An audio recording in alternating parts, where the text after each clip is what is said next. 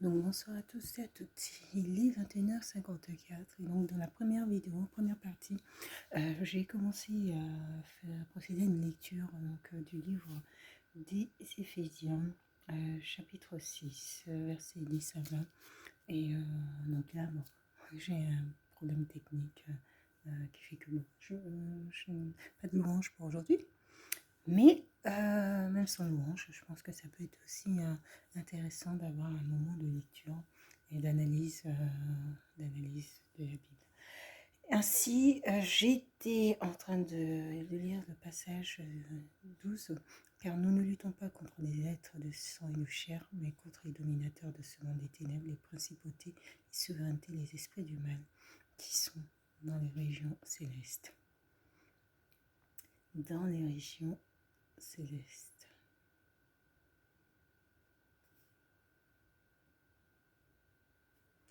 Pour cela, donc, dans les régions célestes.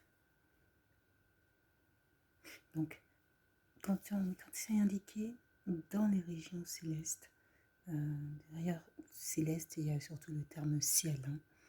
Ciel, on penserait que ce sont des individus ou des âmes célestes qui interviennent. Mais je pense au contraire que dans l'analyse, c'est plutôt à voir, c'est plutôt de se dire que chaque individu est doté d'une âme et que chaque individu finalement est prédisposé par l'âme qui l'habite. Ce qui fait que de fait,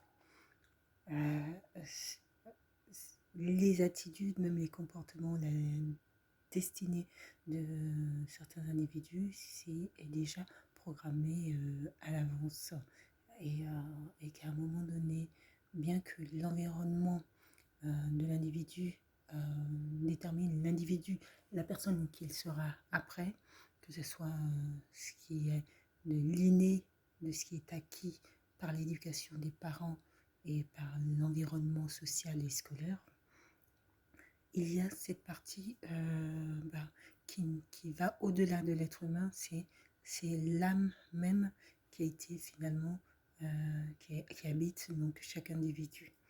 Ainsi, de ce fait, certains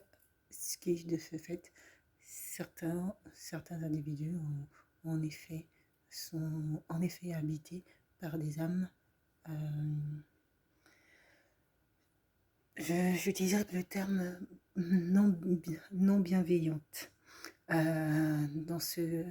malveillante dans ce cas, et donc qui, bien que dans la société, soit parfaitement adaptée, parfaitement intégrée, ce sont même des individus finalement qui sont imprévisibles puisque véritablement on ne peut pas repérer chez ces individus le caractère mauvais de leur intérieur, puisque ce sont des individus qui en plus sont particulièrement intelligents et donc qui ne feront pas ou qui ne laisseront pas apparaître cet élément-là de leur personnalité, en tout cas pas aux yeux de l'extérieur. Voilà. Donc quand il dit « mais contre les dominateurs de ce monde des ténèbres », donc ce monde des ténèbres, je l'ai indiqué, moi je le comprends comme étant la Terre, même si la Terre n'est pas véritablement un monde des ténèbres, les principautés, les souverainetés, les esprits du mal qui sont dans les régions célestes. Il y a des individus véritablement qui, je pense, qui sont dotés de capacités supérieures à la normale et on peut considérer des dons. Chaque individu a des dons de toute manière, mais je dirais le degré ou la capacité des individus, de chaque individu diffère, et il y a des individus qui ont cette capacité à pouvoir influencer, qu'on peut considérer comme des demi-dieux, capacité à pouvoir influencer leur environnement et pouvoir influencer également la conduite des individus. Donc, dominateur incarne les esprits du mal qui sont dans les régions célestes. Honnêtement, j'ai lu la Bible quand j'étais plus jeune.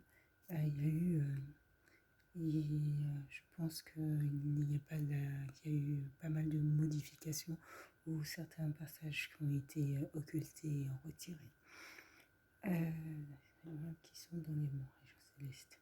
Donc certes, sont dans les régions célestes, mais ce sont des âmes, et là c'est vrai que ça va au-delà du raisonnement terrestre. Ce sont des âmes capables, en mesure de pouvoir, c'est comme si vous mettez une, comment je pourrais dire ça, comme si vous mettez à l'intérieur d'un individu une forme de déclic qui n'attend qu'à un moment donné de se réveiller. Et qu'il suffit d'avoir un interrupteur pour l'enclencher, et là véritablement on voit la véritable personnalité des personnes. Et c'est pour ça que je dis que ce sont des individus parfaitement socialisés, parfaitement intégrés, et dotés également d'une très grande intelligence. Et non, le comportement n'est pas prévisible, ou cette capacité, aptitude à la malveillance n'est pas forcément décelable, même de leur environnement, proche. Les pensées ou ce que l'âme véritablement dit à l'intérieur ne ressort pas, parce que ce sont des individus qui ont pu développer en plus des capacités à pouvoir contrôler, gérer ces éléments de sorte à ne pas les faire apparaître par rapport à leur environnement, et qu'ils puissent être repérés. Donc c'est véritablement un caractère imprévisible, et d'autant plus pour les membres de l'entourage, même de l'entourage proche, qui peut se retrouver en déroute assez rapidement. Ils peuvent basculer.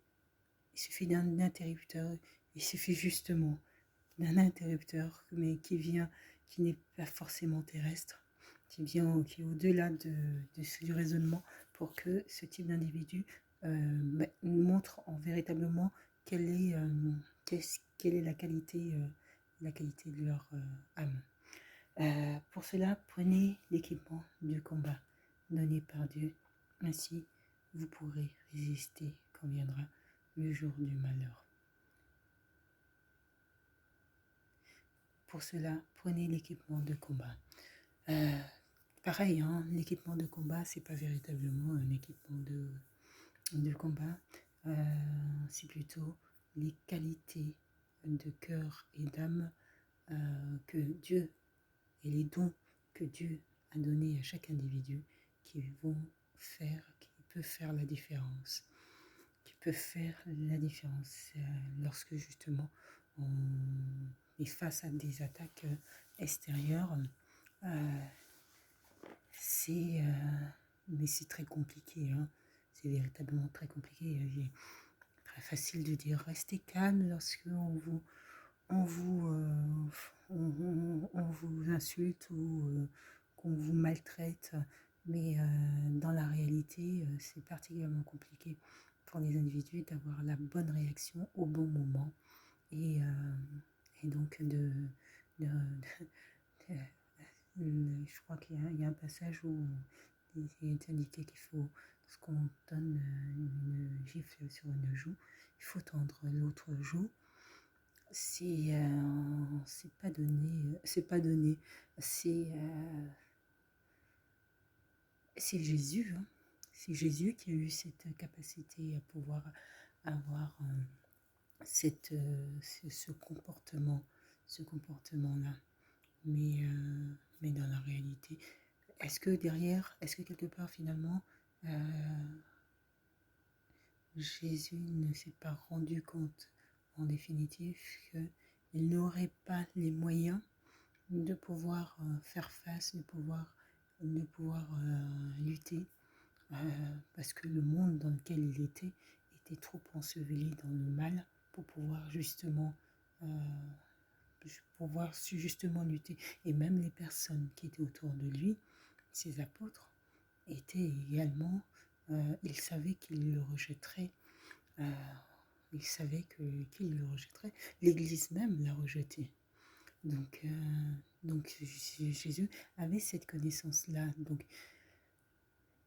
finalement, il a accepté son destin parce qu'il a voulu suivre sa forme de mission qu'il a eu l'impression qui lui était donnée, qu'il a eu l'impression, j'ai bien, il a eu cette impression euh, voilà, de suivre ce chemin de croix qui pour lui pouvait permettre justement de sauver les individus lorsqu'ils prendraient conscience de qui il est.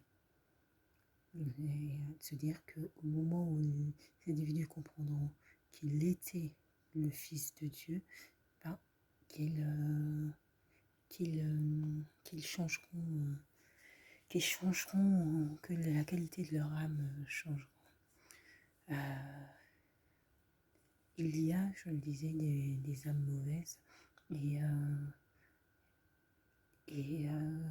honnêtement, qui prennent plaisir au mal d'autrui et qui prennent véritablement plaisir au mal d'autrui. Donc, mais quand je dis plaisir, c'est véritablement dans la perversion, hein, voilà.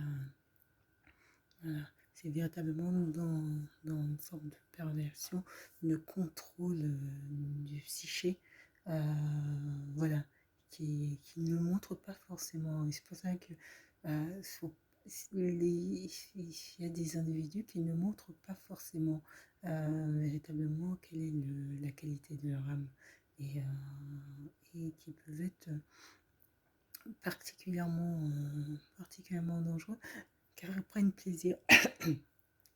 plaisir à la souffrance, à la souffrance d'autrui.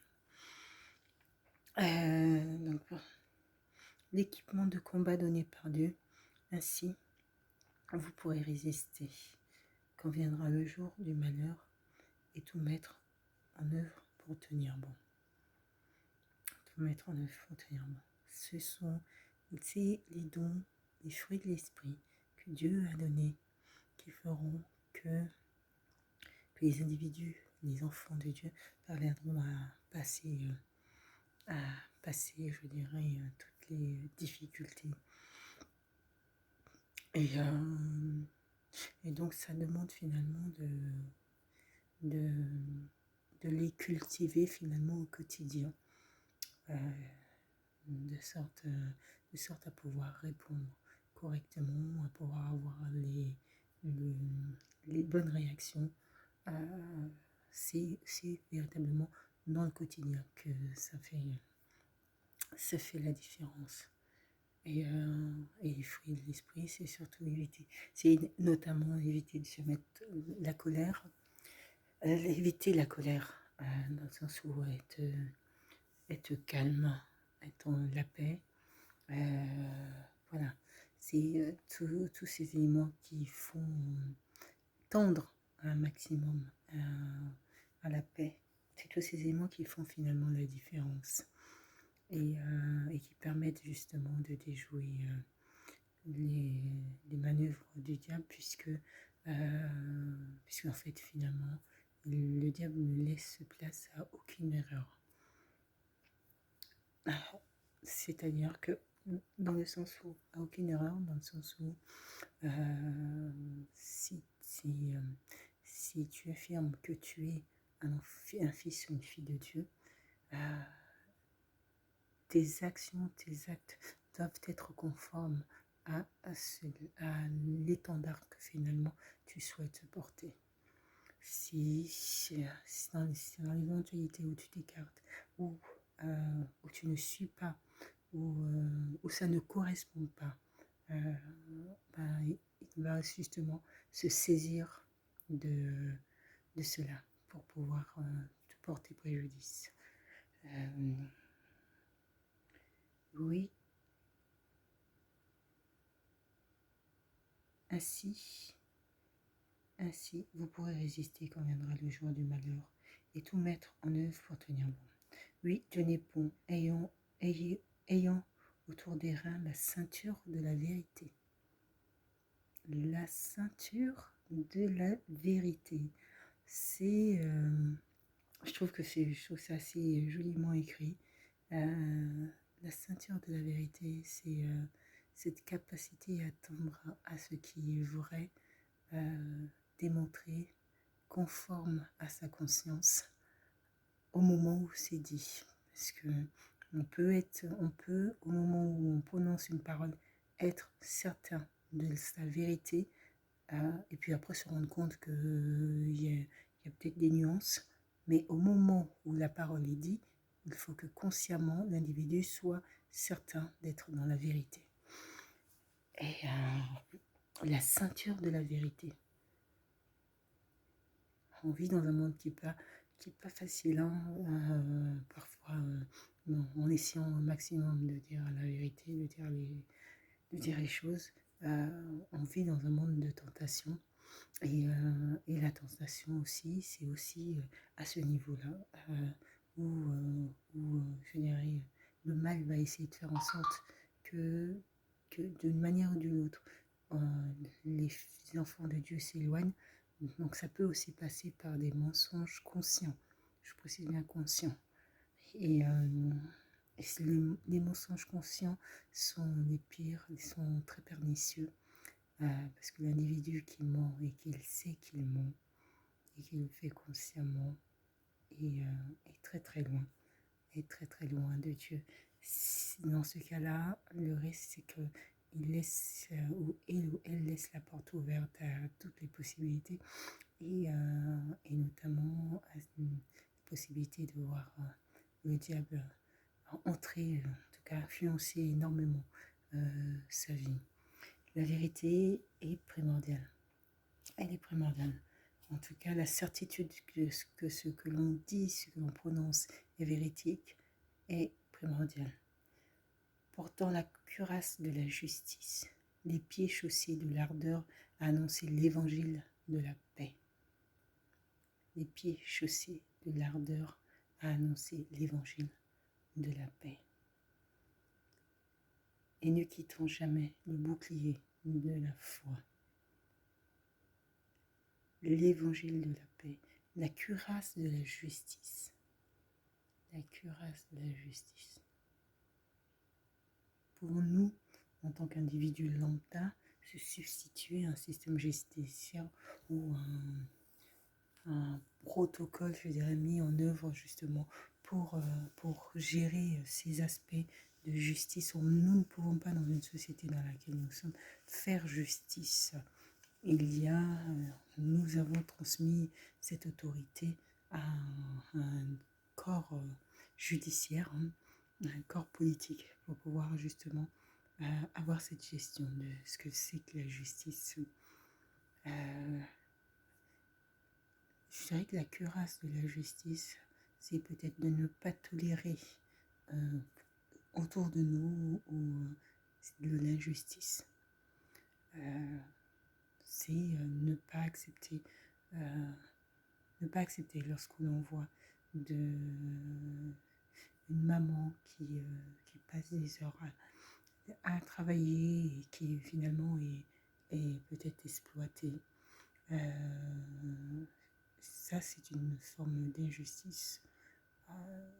Peut-être nous sommes des personnes lambda, mais s'il est possible d'intervenir pour venir en aide, notamment, je vous dis, à ce type de situation et ce type de maman courage, dans ce cas-là, c'est un devoir de conscience que d'intervenir. Et donc, la cuirasse de la justice, c'est finalement cette idéologie de justice que l'on va s'imposer à soi-même, de sorte à non pas se substituer au système judiciaire, mais à apporter peut-être notre secours à un ou une individu qui est dans le besoin de justice. Voilà. Déplie chaussée de l'ardeur à annoncer l'évangile de la paix, ne quittant jamais le bouclier de la foi qui vous permettra d'éteindre toutes les flèches enflammées du mauvais, qui vous permettra d'éteindre toutes les flèches enflammées du mauvais. Ah, dans la vie de tous les jours, il y a des pots de bananes qui sont gentiment glissés un peu partout. et, et, et donc, si on veut arriver à passer ces pots de bananes euh, sans se fracasser un membre du corps, il faut plus que jamais s'accrocher à Dieu, à la foi, à la parole et suivre la parole de Dieu. Et c'est justement parce qu'on aura eu cette ardeur, que l'individu aura eu cette ardeur à la vérité, à la persévérance, au travail, que justement il ou elle pourra faire la différence pour elle ou lui-même, mais également au regard des autres. Et c'est là où il va attirer le regard en disant mais qu'est-ce qui anime cette personne? Comment ça se fait-il que cette personne semble différente ou différente des autres? Et quand les gens commencent à se questionner en se demandant tiens, qu'est-ce que elle ou il a quelque chose de différent, et bien ils vont essayer de savoir ce qu'il y a de différent. Et quand ils vont découvrir que ce qu'ils ont, il y a de différent, c'est justement, c'est la foi, cette croyance, cette certitude en ce que l'on ne voit pas. Et bien là, ils vont commencer à s'intéresser et à vouloir aussi faire cette rencontre spirituelle qui change un individu et qui rend extraordinaire. En route, en toutes circonstances, que l'Esprit vous donne de prier et de supplier. Restez éveillés, soyez assidus à la supplication pour tous les fidèles. Priez aussi pour moi qu'une parole juste me soit donnée quand j'ouvre la bouche, pour faire connaître avec assurance le mystère de l'Évangile dont je suis l'ambassadeur dans mes chaînes. Priez donc afin que je trouve dans l'Évangile pleine assistance pour parler comme je le dois. Éphésiens 6. Je trouve que c'est un super passage. C'est un super passage qui donne une forme des instructions, je dirais, sur la conduite à tenir dans le monde dans lequel nous sommes, qui de manière nuancée n'est pas le monde des ténèbres, mais qui est le monde où finalement se rencontrent deux univers différents et qui doivent comme ça trouver un bon tempo. Et là, pour chaque fils et fille de Dieu, il s'agit en tout moment et à chaque instant de se revêtir des paroles, des qualités humaines et spirituelles de Dieu, de sorte à pouvoir faire échouer tous les ruses du mal. Parce que tant que vous serez prêts un maximum de Dieu, Dieu fera toujours en sorte que les ruses du mal puissent en tout cas échouer. Et ça demande au quotidien de l'assiduité dans la parole, dans la méditation, dans la compréhension même de la parole et des objectifs. Ce n'est pas simple. Ce n'est pas simple au quotidien, comme ce n'est pas simple, vous avez vu, pour le rallye prière, de s'astreindre comme ça, un rythme régulier, quotidien de prière, ce n'est pas simple du tout. Mais Dieu est grand et Dieu est présent et Dieu aime ses enfants et ne vous souhaite qu'une seule chose, leur bien. Et donc, il va falloir justement travailler, pas travailler, mais en tout cas méditer suffisamment la foi et essayer autant que possible d'appliquer les préceptes religieux. Voilà. Donc là, ça change un petit peu de ce que je fais habituellement, je propose habituellement comme vidéo. Mais bon, euh, méditer la parole. Il y a une chanson que j'aime bien, moi. C'est Sonde-moi, sonde-moi, sonde-moi, oh Dieu. Regarde, regarde mon âme, regarde mon cœur. Regarde finalement si je suis loin ou près de toi. Sonde-moi, mon Dieu. Et en fait, à chaque moment, chaque jour, il faudrait se poser la question. Si tu parviens chaque jour à te poser la question, sonde-moi, mon Dieu, est-ce que je suis près de toi ou est-ce que je suis si éloigné de toi? Ben, tu feras la différence. Tu feras la différence dans ta vie parce que tu ne feras rien de ta journée qui ne soit éloigné de cette parole. Tu ne feras rien de ta journée qui ne puisse plaire à ton Dieu.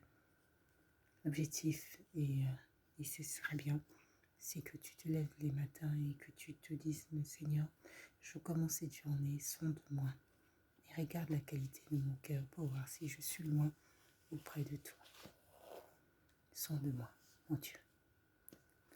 Donc voilà, je vous souhaite de passer une agréable soirée et puis je vous dis à bientôt.